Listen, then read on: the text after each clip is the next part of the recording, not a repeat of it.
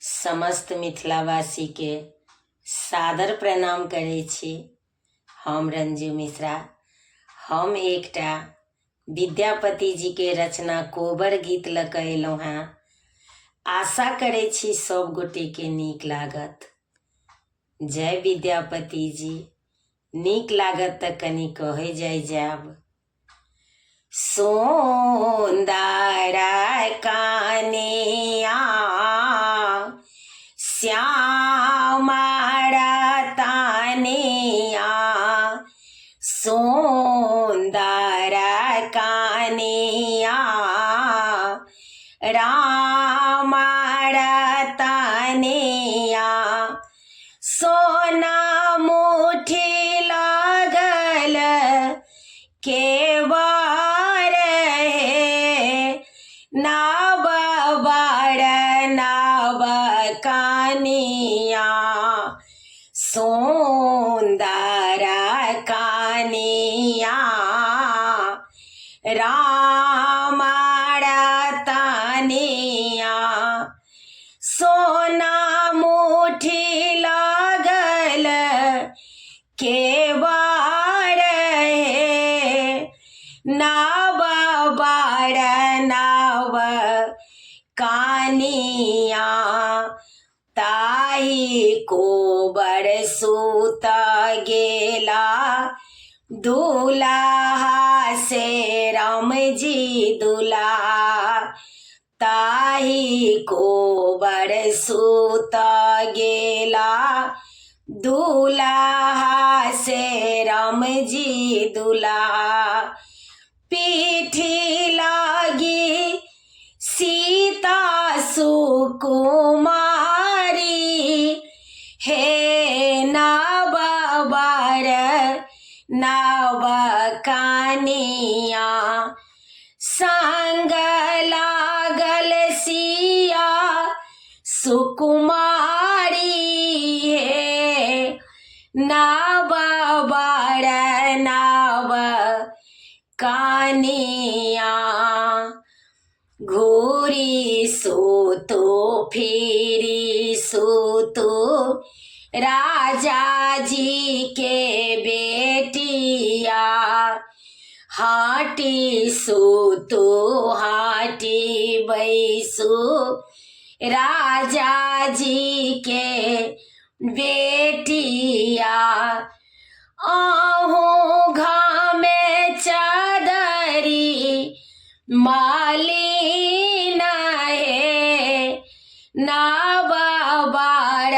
नव कनिया, आहू घामे चादरी मालिन हे, नव बर नव कनिया, एतबा बचन सुनलनि सुहबे से कनिया सुहबे, एतबा बचन सुनलनि सुहबे से कनिया सुहबे, सेज छोड़ी भुइया में लोटा थी है, नव बर नव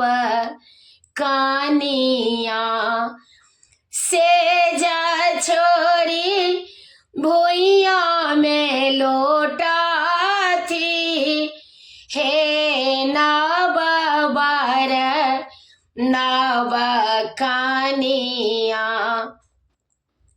आवथु सारा हो जी बैसथु पलंग चढ़ी, आवथु सारा हो जी बैसथु पलंग चढ़ी, देखिले तू नदी चलित रहे, नव बर नव कनिया देखिले तू नदी चलित रहे नव बड़ नव कानिया आहत छियै राम जी श्यामल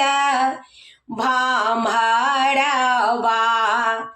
आहत छियै राम जी दुल्हा श्यामल भामरवा मोरो नंदी कमलक फूल है नव बड़ नव कानिया मोरो नंदी कमलक फूल है नव बड़ नव कानिया सुंदर कानिया राम रतनिया सुंदर कानिया श्याम रतनिया सोना मुठी लागल केवाड़ है नव बड़ नव कानिया हीरा मोती लागल केवाड़ हे नव बड़ नव कानिया सोना मुठी लागल केवाड़ है नव बड़ नव कानिया। जय विद्यापति जी। गीत नीक लागत तऽ कनि कहे जायब।